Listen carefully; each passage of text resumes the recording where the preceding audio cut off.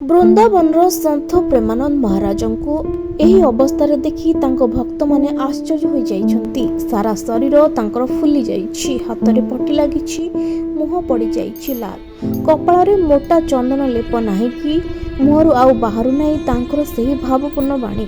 ବର୍ତ୍ତମାନ ସୋସିଆଲ ମିଡ଼ିଆରେ ଏକ ଭିଡିଓ ଭାଇରାଲ ହେଉଛି।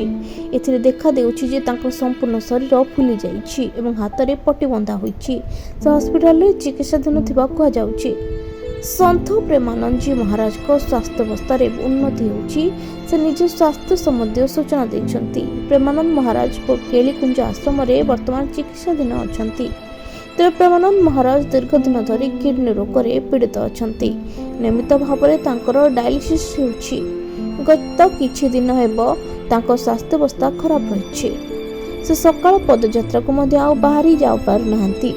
ତାଙ୍କୁ ନ ଭେଟିବାରୁ ତାଙ୍କ ଭକ୍ତମାନେ ଏବେ ଚିନ୍ତାରେ ପଡ଼ିଯାଇଛନ୍ତି। ସେ ବର୍ତ୍ତମାନ ବାହାରକୁ ଯିବା ପାଇଁ କୌଣସି ପରିସ୍ଥିତିରେ ନାହାନ୍ତି। ସ୍ୱାସ୍ଥ୍ୟଗତ କାରଣରୁ ତାଙ୍କ ପଦଯାତ୍ରା ଅନିର୍ଦ୍ଦିଷ୍ଟ କାଳ ପାଇଁ ସ୍ଥଗିତ ରଖାଯାଇଛି ବୋଲି ଆଶ୍ରମ ପକ୍ଷରୁ ଘୋଷଣା ହୋଇଛି। ଭକ୍ତମାନଙ୍କୁ ଦର୍ଶନ ପାଇଁ ରାସ୍ତାରେ ଅପେକ୍ଷା ନ କରିବାକୁ ଆଶ୍ରମ ପକ୍ଷରୁ ଅନୁରୋଧ କରାଯାଇଛି।